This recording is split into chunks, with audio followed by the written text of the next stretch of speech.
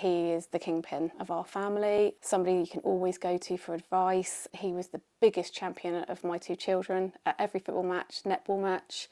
One of life's genuinely lovely people. He's a really, really nice gentleman. Emma is coming to terms with spending another Christmas without her dad. Jim was a fit 70-year-old who loved to cycle. But 3.5 years ago, Emma's dad was knocked off his bike.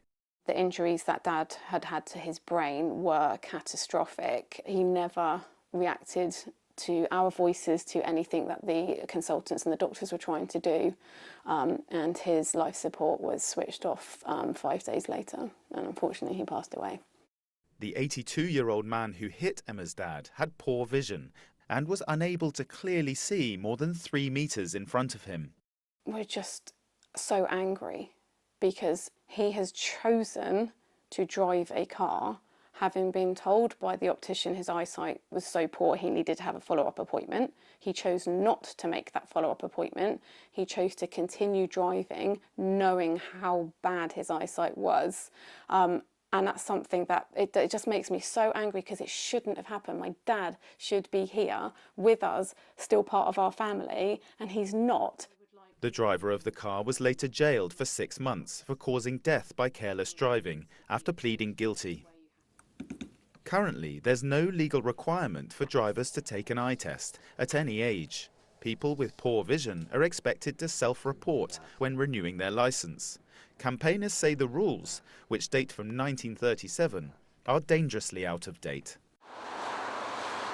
And in new research published today, 6 in 10 optometrists say they've seen a patient in the last month who continues to drive despite their vision being below the legal standard.